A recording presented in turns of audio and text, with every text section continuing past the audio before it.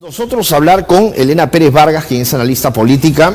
La vez pasada pudimos conversar sobre otros temas, sobre el tema de las elecciones con ella, municipales y regionales, y está en nuestros estudios para poder un poco tratar más a fondo el tema de lo que viene sucediendo, y le damos la bienvenida. Elena, ¿cómo estás? Bienvenida. Hola Mario, gracias.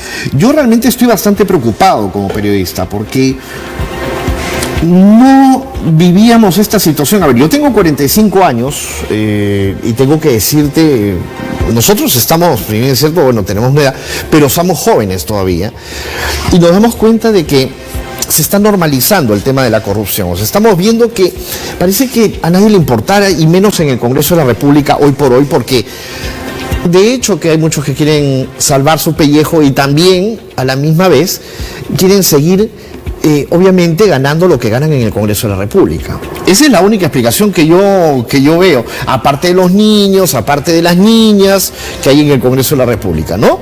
Entonces, ¿cuál es el panorama, según lo que tú has podido analizar en las últimas horas, con obviamente la correlación de los hechos, ¿no? Porque ya nosotros podíamos estar escuchando y por las investigaciones observar que algo estaba mal, que algo anda raro y no es normal.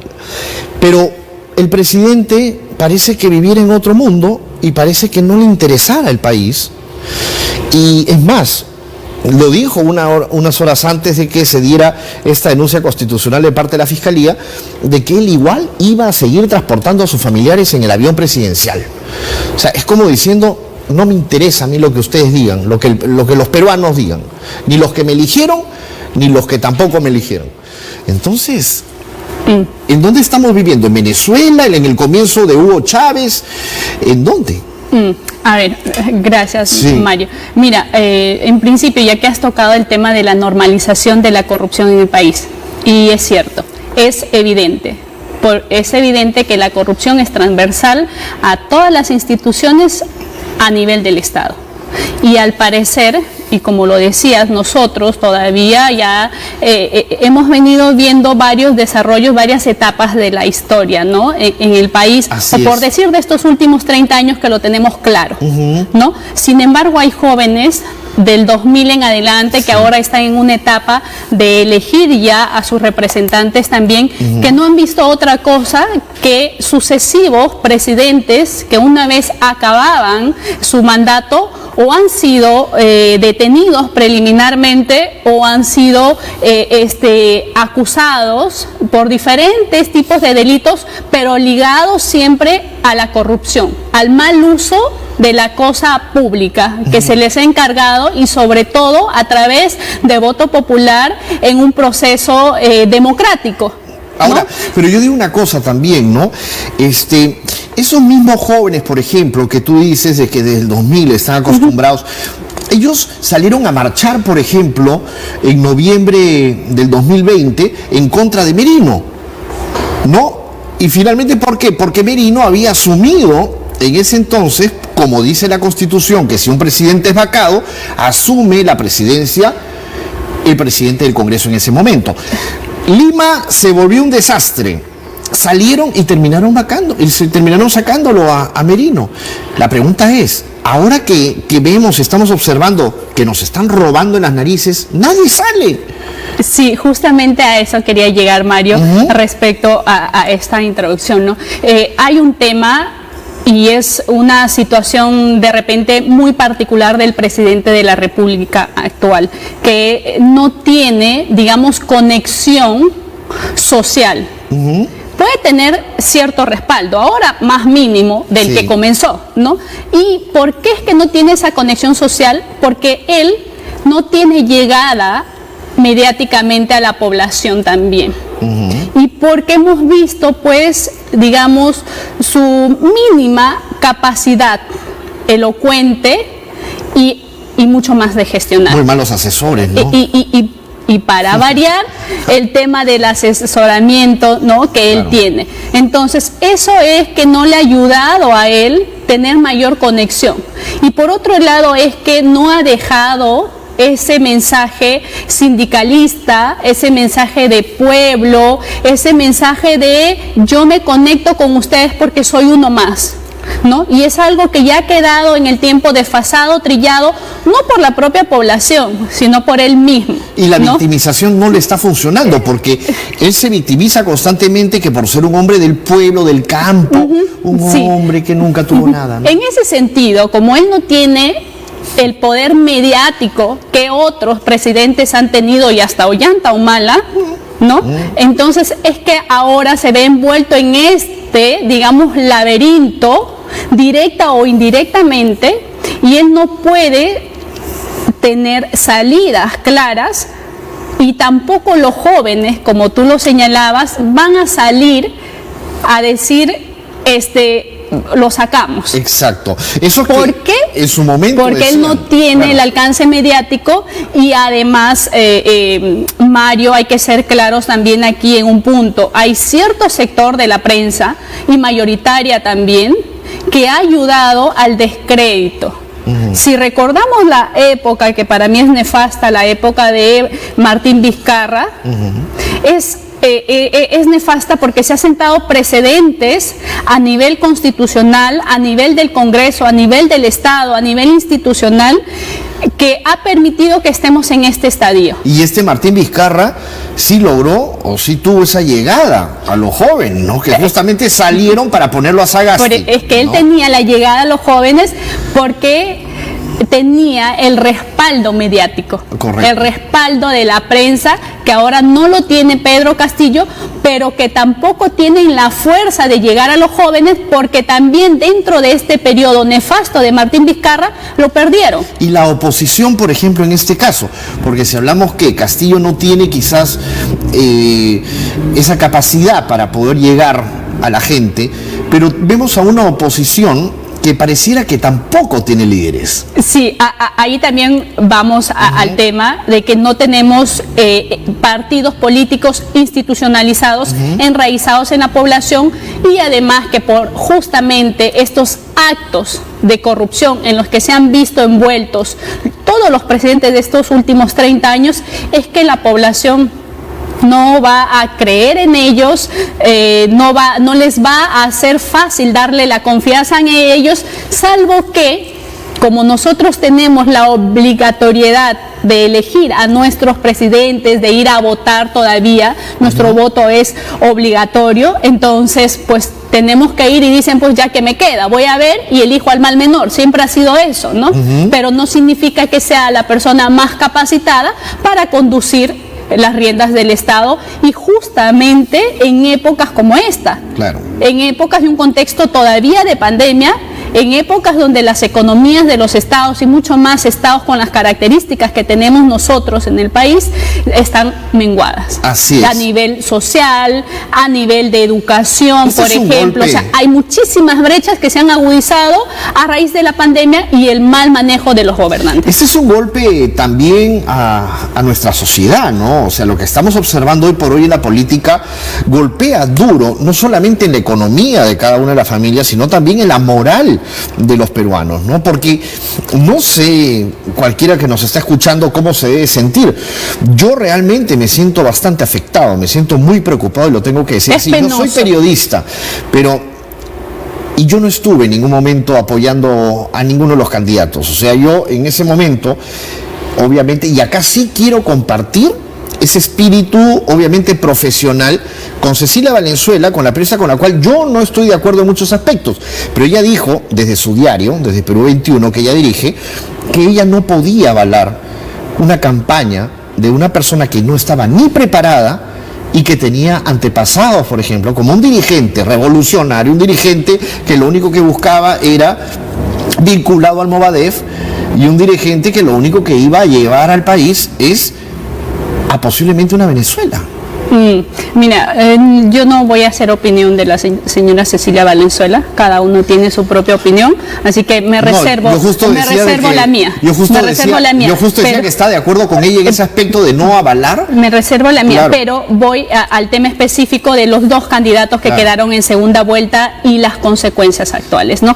Sí, pero hay un tema, teníamos a esos dos candidatos, el no a Keiko, el antifujimorismo es muy fuerte en el país. En estos últimos 20 años que ya el fujimorismo dejó el poder, han ido consolidando. Claro. Han ido consolidando desde ciertos sectores de la izquierda y de este grupo que lo denominamos caviares. Y eso es un hecho.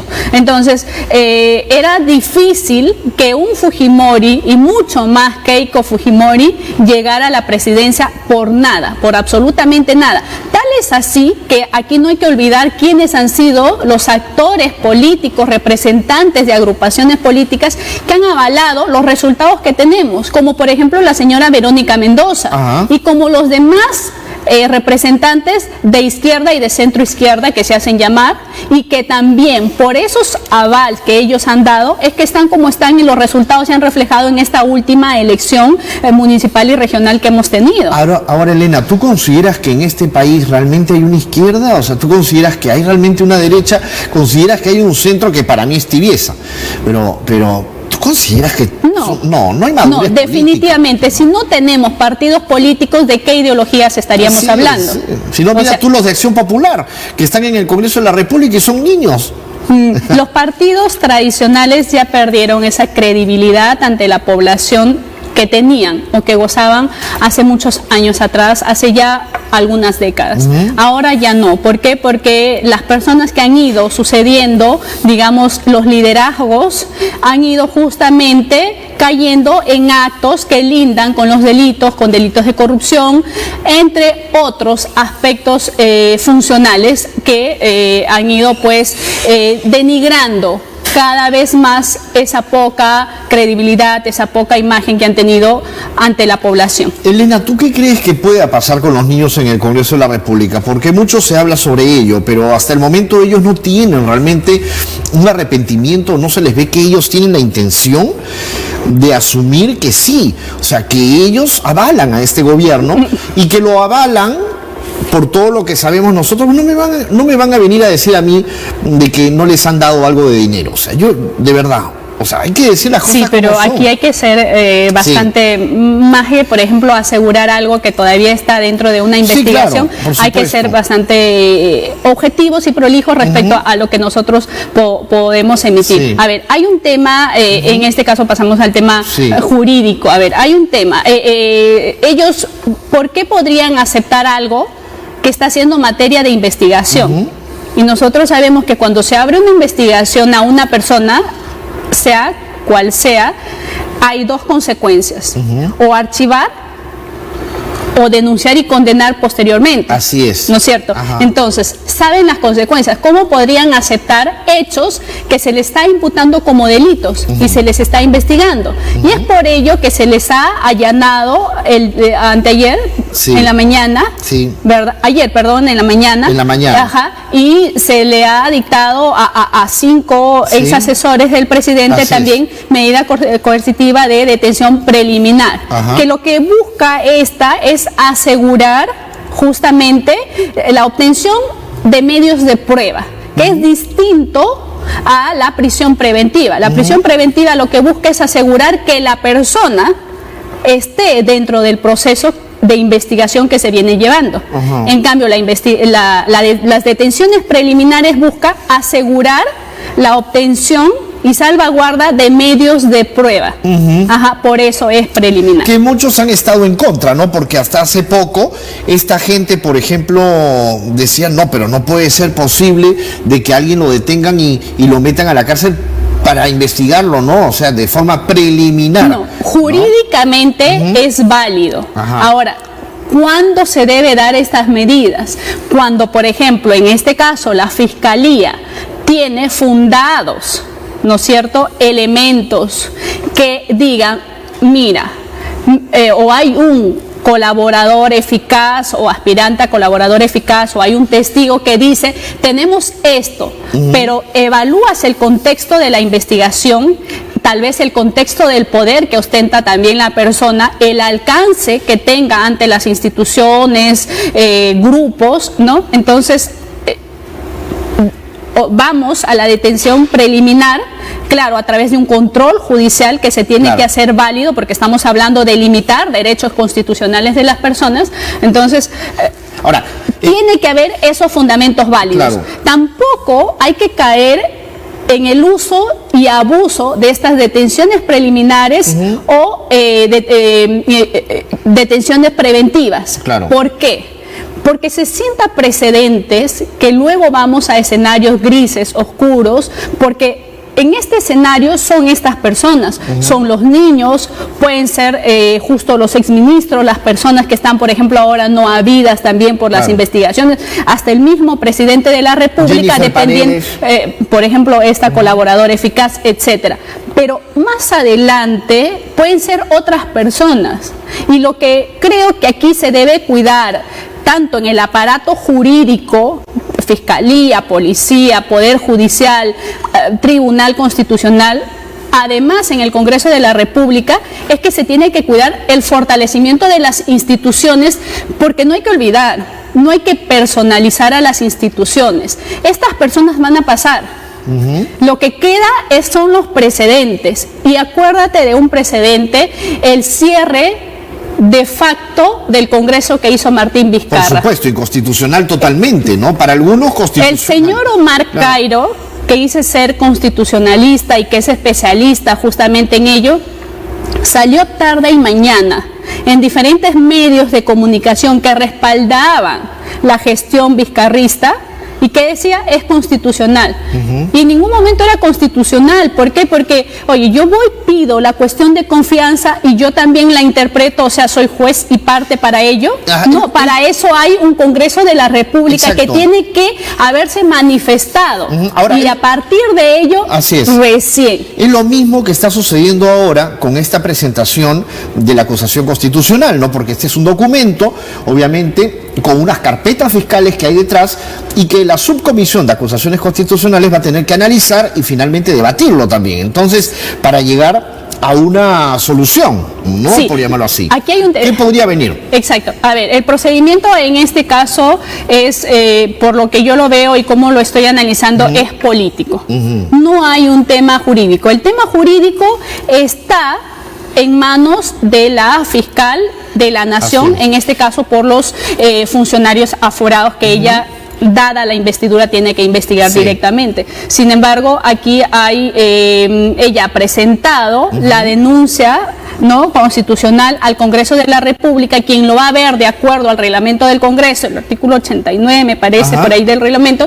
dice que es la subcomisión de acusaciones constitucionales que va a emitir si es procedente o no procedente esa constitución y lo va a pasar a la comisión permanente. O ir al archivo también. Sí, ¿no? Exactamente. Lo puede pasar a la comisión permanente. En la comisión permanente, de ser aprobado, pasa recién al pleno. Así es. Que no tengo el número exacto de congresistas, pero me parece que son 64 congresistas que tienen que votar a favor o en contra de esa acusación. Estaríamos hablando del antejuicio político. ¿Habrá los votos? Esa es la pregunta, porque no se ha podido, ya son 2 veces que se intenta la vacancia y en ninguna se ha tenido también. Sí, pero éxito, por eso te decía aquí, el tema ya lo tiene el Congreso de la República y es un tema netamente político. Y aquí hay 2 caminos. Hay 2 caminos. El antejuicio político o la inhabilitación del presidente. La inhabilitación que se dice es temporal, ¿no? La inhabilitación del presidente. Y yo creo que el segundo es el camino que van a tomar, por lo que se ha venido ya conociendo y por lo que las declaraciones que se vienen obteniendo de los miembros de la subcomisión y de los que pues después en la comisión permanente tendrían que ver. La inhabilitación del presidente abre el camino, digamos, para que la fiscal de la Nación, una vez habilitado, ya no goza de las prerrogativas de inmunidad que tiene el presidente, puede investigarlo, acusarlo ya ante el Poder Judicial. ¿Puede tener prisión preventiva? Exacto, e insertar medidas coercitivas en su contra, allanamientos, detención preventiva y todo lo que la norma procesal penal le franquea para asegurar su investigación que ella cree, de acuerdo a su teoría, corresponde. Ya no tiene inmunidad, ¿no? Y en este caso de Dina Boluarte, porque también es la vicepresidenta, está cuestionada. Claro, la vicepresidenta sería la que asumiría el gobierno, pero dada su situación situación especial también que tiene, que ayer o anteayer ha habido también una audiencia con ella, pues mira, ella realmente tiene casos de la RENIEC, por ejemplo, que resolver. También, ¿no? pero eso es un tema que creo que el Jurado Nacional de Elecciones en su oportunidad ha tenido que pronunciarse y no ha sido, según muchos analistas también. Pero a lo que tú decías al inicio, ¿no? Un tema lamentable. Es penoso la situación en la que se encuentra el país porque es la imagen tanto interna y externa. Ahora que nosotros queremos inversión, ¿no? Que queremos reactivarnos económicamente, esa reactivación que nunca se dio y que no sabemos a dónde fue a parar esa inyección de dinero, miles y miles de millones de soles del país que se dieron a empresas que no sabemos dónde está y que muchos ya se conoce que no van a pagar o que están, digamos, cerrándose. Entonces, o sea, es lamentable, triste, lamentable, ¿no? Y es lamentable que vengan a mentirnos también, ¿no? Porque ahí en la conferencia del día de hoy de la PCM también los ministros nuevamente hablando sobre el caso, ardidos obviamente de esta denuncia constitucional en la Fiscalía, y que tienen que darse cuenta pues que están al lado de un presidente que está cuestionado y que tiene pues presuntos ilícitos. Entonces, y también muchos de los ministros, ¿no? Entonces yo digo, ¿hasta cuándo vamos a tener que estar de esta manera, ¿no? O sea, ¿cuánto tiempo más vamos a tener que estar sufriendo, ¿no? El país, mientras que no hay empleo, obviamente la anemia ha vuelto a subir, se han descuidado otras enfermedades, los niños con cáncer, por ejemplo, a los cuales se les prometió también los 4.000 millones de soles, hicieron todo un espectáculo en el Palacio de Gobierno, se les mintió. Entonces estamos mentiras tras mentiras, ¿no? Lo que pasa es que también este escenario, valgan verdades, y si queremos tratarlo de manera objetiva y que como corresponde, no solamente es culpa de Pedro Castillo y de su incapaz gestión gubernamental, sino también hay muchos actores en el Congreso de la República, en el aparato jurisdiccional y en las demás instituciones del Estado, gobiernos locales, gobiernos regionales, porque hay innumerables exfuncionarios de los gobiernos regionales, presidentes, alcaldes, presidentes regionales o alcaldes que están siendo investigados y muchos ya tienen detenciones preventivas, etcétera. Ahora el Congreso es otro cantar y saliendo del aparato estatal hay muchos grupos de poder que trabajan justamente en la sombra y nos empujan a la sociedad, que es la que más sufre, al verdadero pueblo, que es lo que más sufre las consecuencias justamente de estos escenarios nefastos, calamitosos.